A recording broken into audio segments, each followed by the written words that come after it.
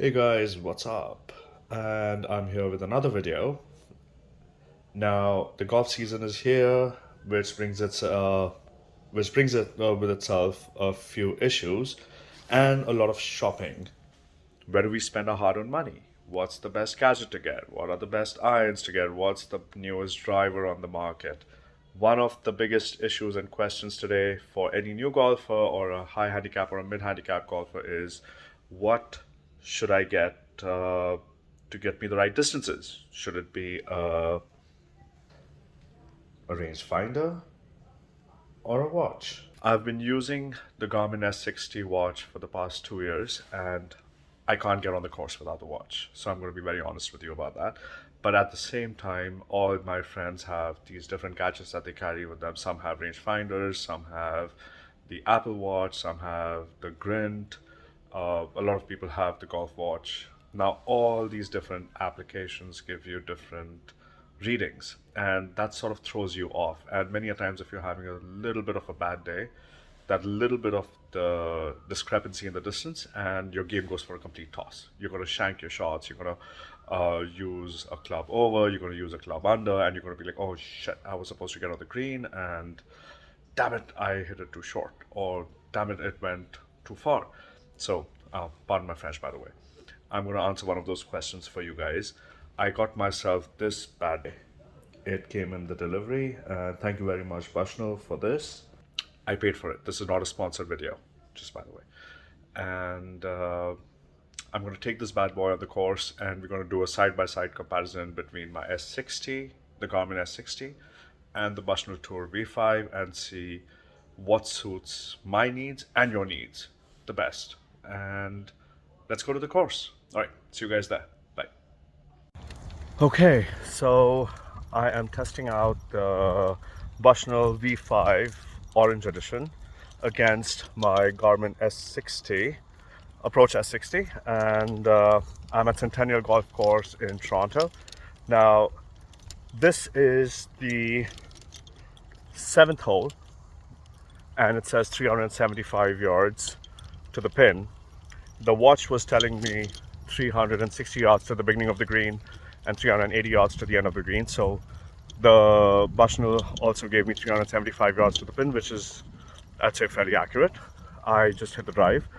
Now we're going to have to see, once we're closer to the hole, what actually matters more. Let's get to it. All right.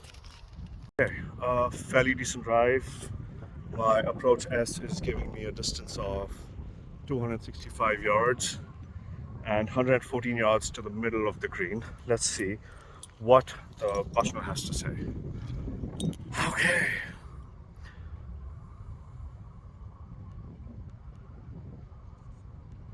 So the pin lock is at about 112 yards, and it looks like it is to the back of the green. My watch is saying 114 yards to the center of the green. Okay, let's see. I'm gonna hit my gap wedge and see, because that's the distance that I get for about 120 yards. Let's see if how accurate which one is. All right. So I obviously got on the green from here. I guess I must have hit about 114, 115 yards. Let's see what the watch says, and I can then give you an exact comparison as to how the watch functions versus the rangefinder, and what is it that you should opt for.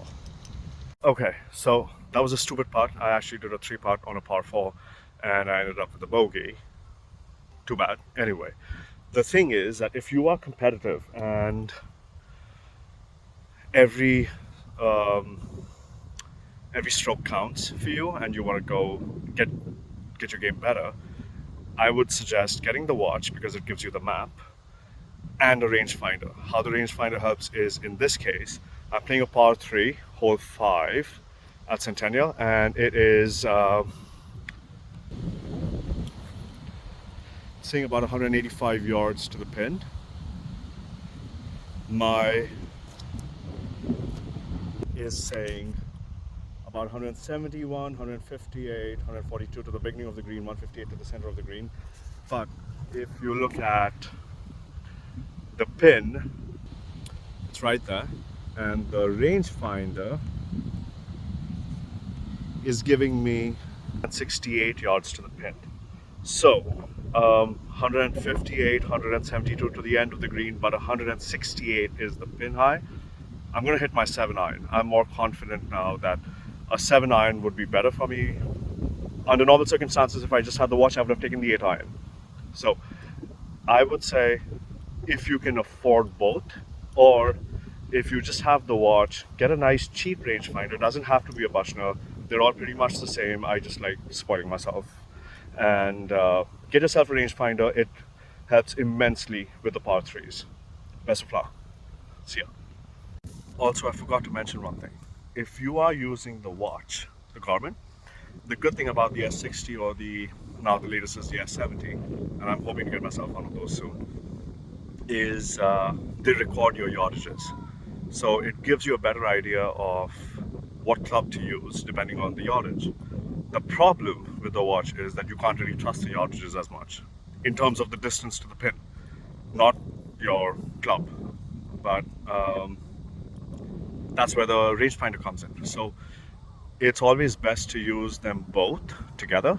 That way you can choose the right club and be sure that the distance that you're hitting and the yardage to the pin is accurate. It just instills more confidence in your game. Your swing is better, you're not scared, you're not afraid, you know exactly what to do. And I'd go with both. I would not, that's a no-brainer. Because one without the other is not the most helpful. Because think about it, if you have just a rangefinder and you're looking at you playing a par 5 or a hole with a dog leg, gets a little difficult. You don't know how the hole plays out, and that's where the watch comes in. Like, you would know exactly what the map of the hole looks like. It's just spoiling yourself. Go ahead, buy them both. Bye.